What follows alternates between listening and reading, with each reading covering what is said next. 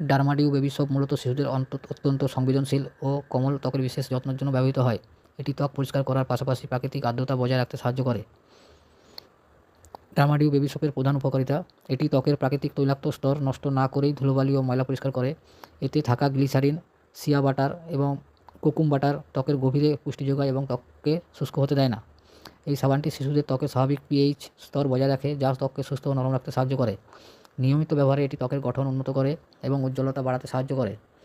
এতে olive oil, aloe vera নির্যাস এবং দুধের প্রোটিন থাকে, যা ত্বকের পুষ্টি নিশ্চিত করে। কীভাবে ব্যবহার করবেন? প্রথমে শিশুর শরীর হালকা উষ্ণ গরম জল দিয়ে ভিজিয়ে নিন। নিজের হাতে সাবান ঘষে ফেনা তৈরি করুন। সেই ফেনা শিশুর ত্বকে আলতোভাবে ম্যাসাজ করে লাগান।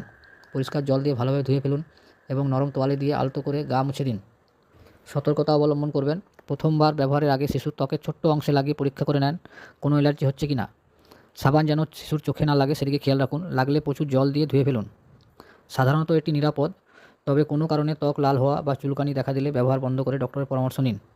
নিয়মিত স্নানের সময় এটি ব্যবহার করা যায়, তবে অতিরিক্ত ব্যবহারে ত্বক শুষ্ক হতে পারে।